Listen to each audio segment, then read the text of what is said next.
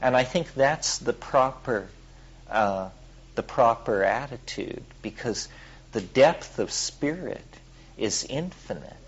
And in its benevolence toward suffering humanity, it has made itself available in infinite amounts. So then it's for us to somehow come to terms with this. It's like having a living religion. It is having a living religion because it's having an infinite source of gnosis, of understanding available. I mean, I think this is one of the things you learn on psychedelics, that everything has a story, everything has a lesson, and it's not abstract or remote or removed. I mean, to the degree that you can hold your ego aside, nature can teach you almost anything you want to know. I mean, you can learn hydrology by staring into a mud puddle, you know. I mean, it is all happening right there. But ego is a very subtly interfering factor.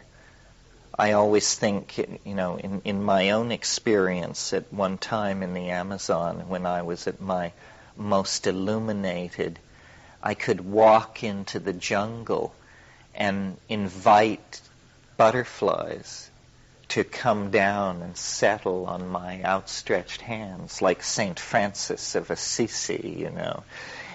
And I would do this, and it would bring tears of joy and affirmation to my eyes, and then it would go on, and the tears of joy and affirmation would clear from my eyes, and in the midst of this pure, unadulterated ecstasy, a tiny thought would form, which was, wouldn't it be nice to show this to somebody else so they could see how great I am? And so then, you know, dismiss the butterflies, scurry back to the camp, gather up a skeptical colleague, bring them back to the clearing, and march out into the clearing with outstretched hands to just have nothing happen, except people just turn away in just, my God, you know, what an embarrassment you've become. That it's all going to end like this. Better you should be eaten by termites. It's a better story. So, you know, it's weird. I mean, Tao is like that. You can't push it. You can't use it. Somebody asked me once, was I worried that the mushroom could be used for evil somehow? And actually, early on, this occurred to me, and I put it to the mushroom. And it basically said, you know, you can't grasp it. It isn't even there if you have wrong intent. You can't even perceive it. It's very selective. And it must be so, because one of the puzzles for me, being in the communication business, is how it spreads, how the tree of information spreads, where it's tolerated, where it's repressed, where it's embraced. It's very interesting. You may have noticed mushrooms get extraordinary good press, or none at all.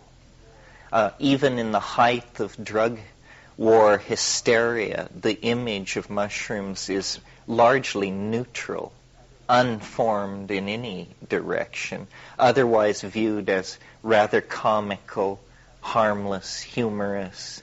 It is somehow hardwired into our consciousness, connected into an archetype that we are inherently friendly toward as primates. Probably this has to do with this deep food programming that went on for a long, long time. We literally cannot bite the hand that feeds us. So we have a kind of intellectual blind spot to this. Nevertheless, of course, it is a highly repressed Schedule I drug, viewed in the same category as heroin, cocaine, and what have you. This is because it has, quote unquote, no recognized medical application. I don't know. It depends on what you think of as mental health. I would argue that it's an enzyme for the imagination, without which, as the sign says on the blackboard, you're not yourself. I don't know who wrote that up there, but they must have heard an old tape of mine. This was a graffiti on a wall in Cali, in Colombia. Without this, you are not yourself.